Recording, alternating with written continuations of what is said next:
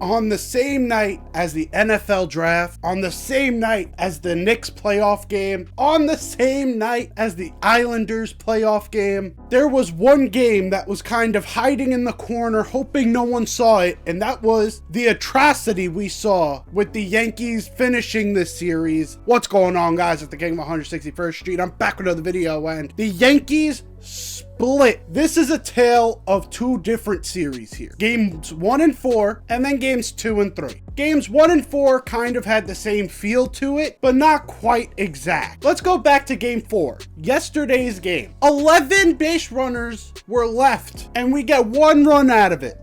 And that's off of one of the cheapest home runs I've seen, hit by Jose Trevino. What the fuck was that? Every time we get the bases loaded, double play, double play, double play, double play.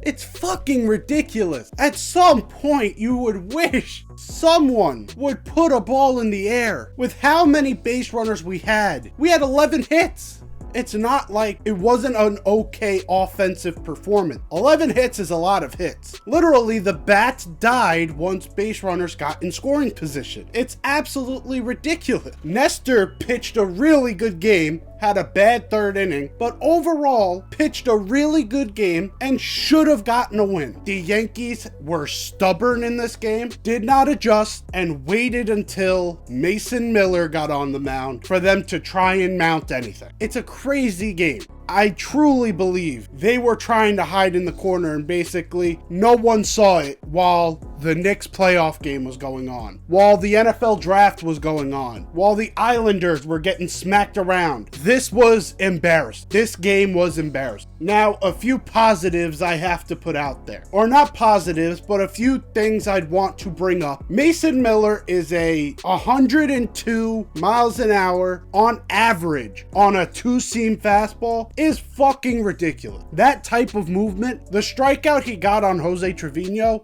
at first, I watched that and I was like, what the fuck are you doing, Jose? And then I watched the replay. What the fuck was that? That thing was down Main Street and just cut. I don't know how you can physically make a baseball do that type of cut. It's fucking ridiculous. Mason Miller is the real deal. There's a reason why in games 1 and 4, there was nothing we could do. He is probably the most dominant we have gone up against this year. And I could predict that he could be one of the best relievers in baseball over the next coming year. Hopefully he could get out of that shitty situation in Oakland, soon to be Sacramento, soon to be Las Vegas. Another thing that was good, we saw an amazing start out of Carlos Rodon. Again, another start that got wasted. The way Rodon was able to mix his pitches is exactly what I've been calling for this entire time. He was not just a two-pitch pitcher in that game. He was mixing in that changeup. He was mixing in that cutter super well. Same with Nestor, the way he was able to get that cutter.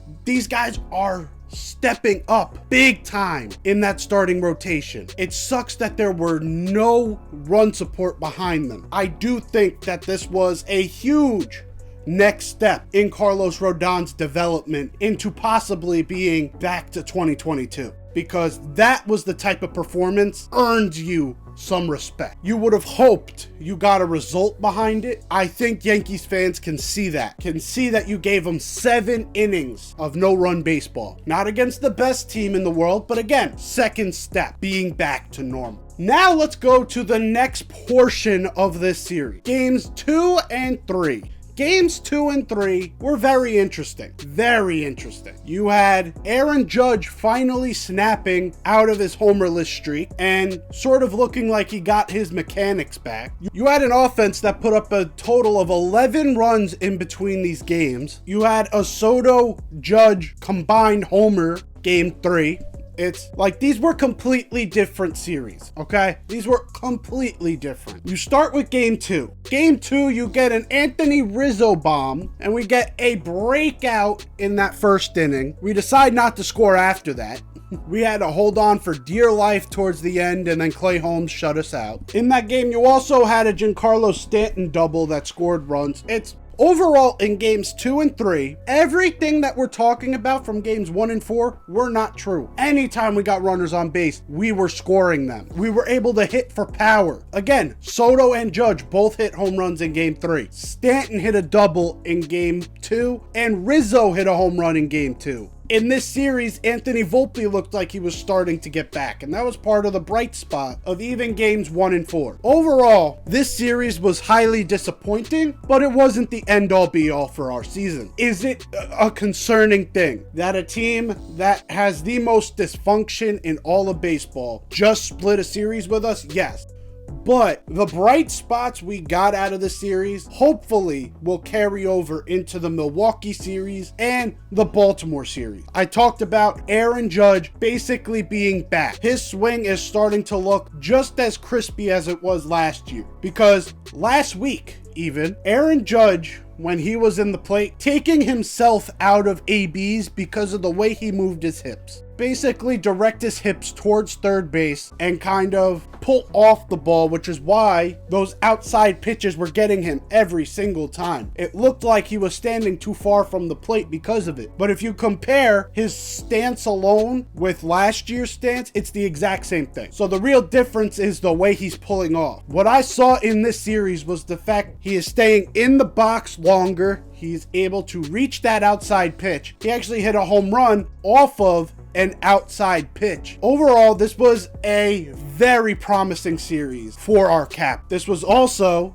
a promising series for a guy like Giancarlo. Like I said, hit a double in that game 2. Very good moments, but also kind of disappointed in game 4. Had the bases loaded, no outs, struck out, which led to a double play to end that inning with no runs. Something you want to see out of Stanton is more situational baseball. Telling Giancarlo Stanton, hey, you should bunt, is definitely not the answer. I don't think he's bunted one time in his career. Let's not have him start now. But what I mean by situational hitting is, you see when Verdugo's up, people on second and third or bases loaded, he's not going to try and hit the grand slam. He's just going to try and hit a fly ball. Gonna make sure you get the one run. We need to see a little bit more of that out of Giancarlo. He's got so much strength. No matter what he does, he could get that ball into the outfield. Don't try to hit a bomb. Just try and hit that ball, because once he gets the ball in the air, it's gonna be far enough to score whoever's on third. Something I would hope to see out of Stanton soon, but a good series for him. Jose Trevino has quietly gotten hot offensively. I brought up his game 4 home run, but overall, his at-bats are getting better. He's not chasing the high one as much as he was last year, which, I mean, that's not really a feat. Last year, he was chasing that pitch at an enormous clip. He's not chasing as much. He's staying within his zone, and he's driving the ball to the outfield. All things we did not see for a majority of last year. That's a great sign.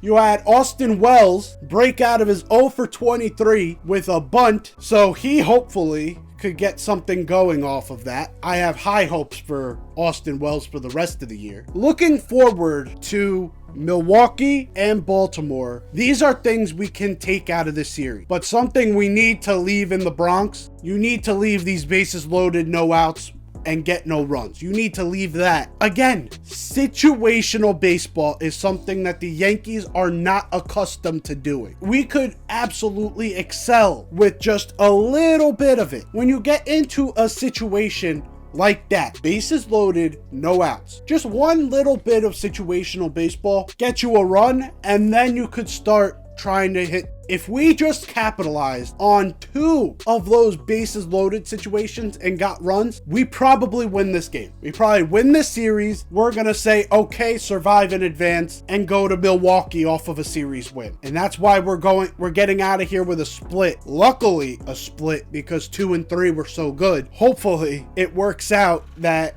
the Yankees really suck against bad teams. Let's be honest here. They don't play well against the worst teams in the league, but can win a series against the Guardians. Hopefully going into this Milwaukee and then Baltimore series. These are very good teams. Hopefully they get up for these games. You enjoyed this video. If you did, leave a like down below. If you're new here, hit that sub button. I'm out of here. Take care and peace.